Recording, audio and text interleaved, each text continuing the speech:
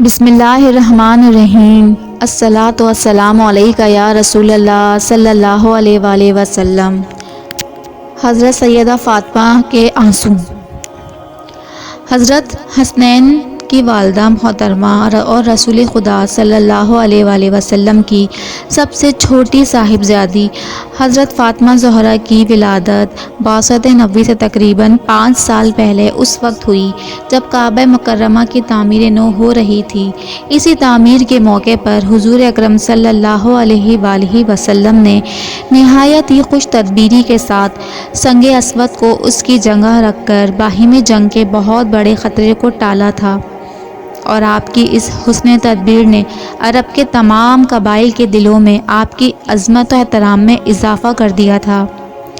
حضرت فاطمہ زہرا کی ولادت کے وقت رسول اللہ صلی اللہ علیہ وآلہ وسلم کی عمر شریف 35 سال سے کچھ زائد تھی۔ حضور اکرم صلی اللہ علیہ وآلہ وسلم کی تمام اولاد نرینہ کی وفات بالکل بچپن ہی میں ہو گئی تھی۔ 4 بیٹیوں میں سے بھی 3 کی وفات آپ صلی اللہ علیہ وآلہ وسلم کے سامنے ہی ہو گئی۔ فاطمہ کی وفات رسول اکرم صلی اللہ علیہ وآلہ وسلم کی وفات کے بعد ہوئی، اسی لیے رسول اکرم صلی اللہ علیہ وآلہ وسلم کی توجہات اور محبت کا مرکز حضرت فاطمہ ہی بن گئی تھیں، لیکن یوں بھی وہ حضور صلی اللہ علیہ وسلم کی بہت ہی چہیتی بیٹی تھیں، اور تاعمر حضور صلی اللہ علیہ وآلہ وسلم کے ساتھ رہنے کی وجہ سے ان کو بھی اپنے والد گرامی کی خدمت کرنے اور دکھ درد بانٹنے کا سب سے زیادہ موقع ملا۔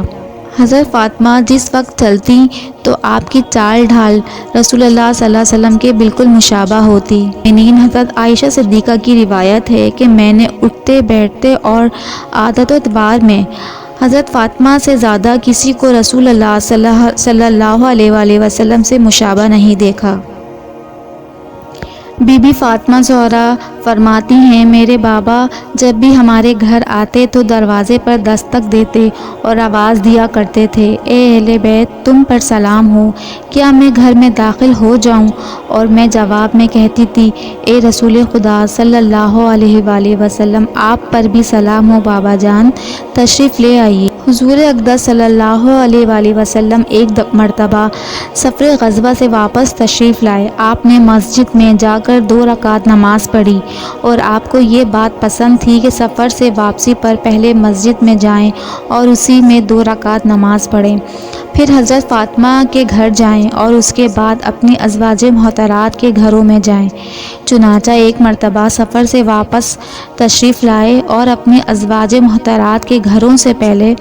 حضرت فاطمہ کے گھر تشریف لے گئے، تو حضرت فاطمہ نے اپنے گھر کے دروازے پر آپ کا استقبال کیا اور آپ کے چہرے انور اور آنکھوں کا بوسہ لینے لگیں اور رونے لگیں،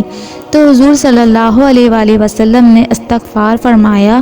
کہ کیوں روتی ہو؟ انہوں نے عرض کیا، یا رسول اللہ آپ کی یہ حالت دیکھ کر رو رہی ہوں کہ آپ کا رنگ سفر کی مشقت کی وجہ سے بدل چکا ہے اور آپ کے کپڑے پرانے ہو گئے ہیں۔ یہ سن کر آپ نے فرمایا، اے فاطمہ مت رو، اللہ نے تمہارے باپ کو ایسا دین دے کر بھیجا ہے جس کو اللہ روح زمین کے ہر پکے گھر میں اور ہر کچے گھر میں اور ہر اونی خیمے میں ضرور داخل کرے گا۔ جو اسلام میں داخل ہوں گے وہ عزت پائیں گے، اور جو داخل نہیں ہوں گے وہ ذلیل ہوں گے، اور دنیا کے جتنے حصے میں رات پہنچتی ہے اتنے حصے میں یہ دین بھی پہنچے گا، یعنی ساری دنیا میں اسلام پہنچ کر رہے گا۔